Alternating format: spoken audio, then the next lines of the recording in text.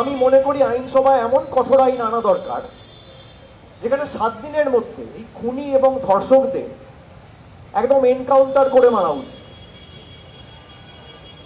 আমি একদম দ্ব্যর্থহীন ভাষায় বলছি। আরজিকর কাণ্ড নিয়ে মন্তব্য করতে গিয়ে এই ভাষাতেই খুনি ধর্ষকদের এনকাউন্টার করার পক্ষে সওয়াল করলেন ডায়মন্ড হারবারের তৃণমূল সাংসদ অভিষেক বন্দ্যোপাধ্যায়।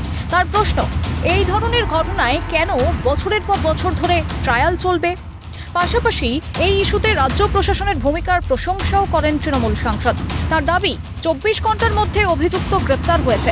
তিনি জানান, হাসপাতালের ডাক্তার, জুনিয়র ডাক্তারদের সুরক্ষার দায়িত্বে থাকা ব্যক্তিদের আরও সজাগ থাকতে হবে। তার মতে, হাসপাতালে মানুষের অবাধ যাতায়াতের ওপর লাগাম টানা উচিত। যে পাচ্ছে সে ঢুকে পড়বে, কেনই বা একজন সিভিক ভলেন্টিয়ার ঢুকবে? তার কি অধিকার রয়েছে রাত্রি 10টার সময়, রাত্রি 3টের সময় একটা হাসপাতালে ঢোকা? আরও আমাদের কঠোর হতে হবে। এই যে অবাধ যাতায়াত মানুষের, এর উপরও নজরদারির প্রয়োজন রয়েছে। কেন একটা হাসপাতালে রাত্রি 9টা 10টার পর যে পারবে ঢুকবে? এরও একটা মেকানিজম থাকা উচিত। তার দাবি, পারিপার্শ্বিক তথ্য প্রমাণ কারো বিরুদ্ধে থাকলে 7 দিনের মধ্যে তার বিচার হওয়া উচিত।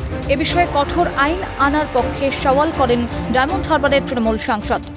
এমন বিল আনা হোক যেখানে সার্কামস্ট্যান্সিয়াল এভিডেন্স যদি আপনার বিরুদ্ধে থাকে বা ক্যামেরায় সিসিটিভিতে আপনাকে দেখা যায় যে আপনি সরাসরি অভিযুক্ত, আপনি এই ক্রাইমটা করেছেন, কমিট করেছেন, তাহলে 7 দিনের মধ্যে আপনার বিচার হওয়া উচিত। এই সমাজে আপনার থাকার কোনো অধিকার নেই।